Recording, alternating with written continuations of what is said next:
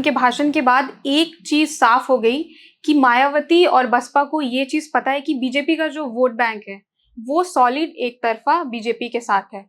और बसपा की बात की जाए, समाजवादी पार्टी या कांग्रेस, इन सब का जो वोट बैंक है वो कहीं ना कहीं सेम ही है। तो क्या ये बसपा की स्ट्रैटेजी है कि ऑपोजिशन को टारगेट करो ताकि जो उसके वोट बैंक है वो इसके पास ही रहे? देखो इरम, ये बहुत कठिन सवाल है।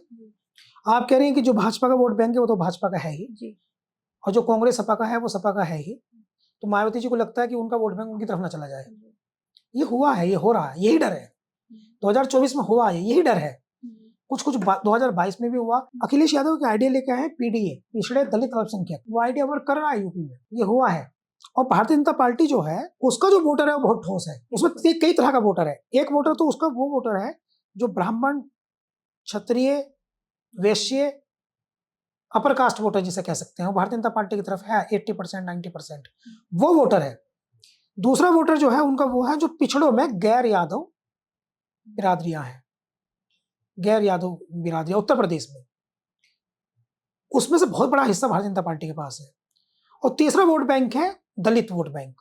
दलित वोट बैंक जो है उसमें और गैर यादव बिरादरियों में 2024 के चुनाव में जबरदस्त चेंज है। जैसे एक उत्तर प्रदेश में एक जाति है कुर्मी, जिनकी अनुप्रिया पटेल जिस जाति की हैं, जो उत्तर प्रदेश से आती हैं और सेंटर में मिनिस्टर है। समाजवादी पार्टी ने 2024 के लोकसभा चुनाव में उनके 9 सांसद बने, 9 सांसद एक जाति के। आप सोचिए, एक कम्युनिटी के, एक कास्ट के 9 एमपी। पास ही बहुत जीते समाजवादी पार्टी के। इंद्रजीत सरोज बहुत बड़े नेता हैं प्रतापगढ़ के, उनके बेटे पुष्पेंद्र सरोज वो सांसद बन गए। प्रिया सरोज, जिनका नाम आप रिंकू सिंह के कारण से जानते हैं, वो सांसद बन गई, अयोध्या के सांसद बन गए। और आर के चौधरी मोहनलालगंज के सांसद बन गए। तो बड़ी संख्या में पिछड़े, बड़ी संख्या में दलित, बहुत सारे नाम है, 37 सांसद है, बहुत सारे नाम है, ये बन गए। तो बहन जी को लगा कि मेरा जो वोट इनका तो मेरे पास आ नहीं रहा, यानी जो कांग्रेस का और समाजवादी पार्टी का वोट है ये तो मेरे पास आ नहीं रहा, इनका तो चला जाला बीजेपी में। जो इनका वोट है 2000 इनके पास 2012 में था, वो 2014 में बीजेपी में चला गया। 2017 में जो इनके पास था वो बीजेपी में चला गया। और मायावती जी का तो जो वोट था, उनका जो वोट है वो 2017 में बहन जी को बीजेपी को चला गया। 2012 में कुछ सपा को चला गया, उनके पास रुका नहीं क्योंकि वो 45-46 सीटों पर रुक गई थी। 2017 में और बहुत खराब स्थिति हो गई। 2022 में तो उनका एक ही विधायक बचा। तो बहन जी को लग रहा है कि मेरा वोट तो सब जगह जा रहा है, मेरे पास किसी का नहीं आ रहा। थ्योरी ये है कि हमारा वोट तो बट रहा है, इसके पास भी चला जाता है, कहीं कहीं भाजपा को वोट दे रहा है, सपा को भी दे रहा है। और जो सबसे ज्यादा खतरा है वो 2024 का चुनाव है, क्योंकि उनका बहुत सारा वोट चला गया। अब उनके पास बचा 8-9% वोट। 9%। अब परसेंटेज आप गिनते रहो ना उनका, भाई उनका परसेंटेज जो है वो 30 तक भी पहुंचा एक बार, और 30 तक गिरते गिरते 9% बचा है, वो 8-9%। और सीधे तौर पर अगर मैं और डिफाइन करूं तो जाटाव जाटाव बचा है। दलितों में भी और बहुत सारी जातियां हैं वो उनको वोट नहीं कर रही। हिंदू कोरी नहीं कर रहा, हिंदू वाल्मीकि नहीं कर रहा, है ना, बहुत सारी जातियां ऐसी हैं, हिंदू धोबी नहीं कर रहा। दलितों में और 20 जातियां ऐसी हैं जो इनको वोट नहीं कर रही, तो इनको सिर्फ जाटव वोट कर रहा। उसमें भी एक नया नेता आ गया और वो इनसे भी ज्यादा उसका क्रेज बन गया। उसका क्रेज इसलिए बन गया, वो जनता में जाके कोई कठिनाई होती है वो जाके खड़ा हो जाता है। चंद्रशेखर वो हर सुख दुख में खड़ा है। इनकी पार्टी से ज्यादा वोट उसको मिलने लगी है इंडिविजुअल। जिन विधानसभा में चुनाव हो, बाई इलेक्शन में हमने देखा वो 4-4 गुना 5-5 गुना वोट मिल रही है। वो एक नई समस्या मिल गई। और एक और समस्या है, किसी पार्टी की ताकत का अंदाजा कैसे लगता है राम? मैं आपको यूपी में बताता हूं, जिसके दरवाजे पर टिकट मांगने वालों की भीड़ सबसे ज्यादा होती है।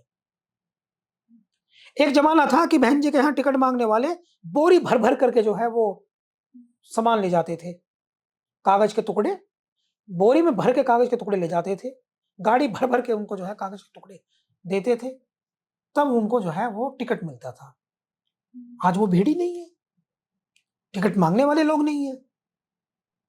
आज टिकट मांगने वालों की भीड़ लगी है भारतीय जनता पार्टी के दरवाजे पर, आज टिकट मांगने वालों की भीड़ लगी है समाजवादी पार्टी के दरवाजे पर, इनके पास जा ही नहीं रहे।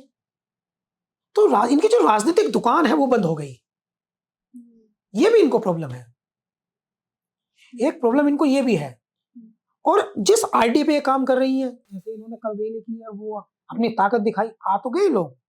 ये जब तक मायावती, जब तक दलितों की, मैं कह रहा हूँ कि ईश्वर उन्हें 100 साल लंबी उम्र दे, लेकिन जब तक वो दलितों में है, वो जिंदा है, जब तक दलित उन्हें बेइंतहा सम्मान देता है, देगा। वो दलितों की देवी की तरह है। देश में कोई नेता उनसे अधिक प्रभावशाली नहीं है। ये उन्होंने कल भी दिखाया। कोई नेता 5 लाख की भीड़ इकट्ठी नहीं कर सकता, क्योंकि प्रॉब्लम ये है कि ये वोट में ट्रांसफर होगा या नहीं होगा। दीवानगी तो है उनकी, लेकिन क्या ये इतनी दीवानगी है कि ये सरकार बना देगा या सरकार पलट देगा? तो मैं कम से कम, मुझे ऐसा लगता है कि सरकार बनाना, सरकार पलटना, जैसे एक व्यक्ति कह रहे थे कि जी वो 403 विधानसभा है, हर विधानसभा से 1000 आदमी भी आ गया तो 4 लाख आदमी आ गए। 1000 वोट से विधानसभा नहीं जीतते हैं। विधानसभा जीतने के लिए 51% वोट चाहिए, कम से कम 60-70 हजार वोट एक विधानसभा में चाहिए, तब आप जीतेंगे। तो बहुत कठिन है। मैं कहता हूं कि आपने पढ़ा होगा, एक पढ़ाते हैं कि इंग्लिश के एक चैप्टर में आता है, फर्स्ट ईयर में, उसका एक बहुत मशहूर डायलॉग है कि व्हाइट गोस्ट चेज है, ये निरर्थक कार्य है, मतलब कोई मतलब इसका राजनीतिक निकलने वाला नहीं है। अपना आप को जो है प्रासंगिक बना के रखना चाहती है, लेकिन इनको तो इनका रिप्लेसमेंट आ गया है। आकाश आनंद इनका रिप्लेसमेंट नहीं है, इनका रिप्लेसमेंट चंद्रशेखर है।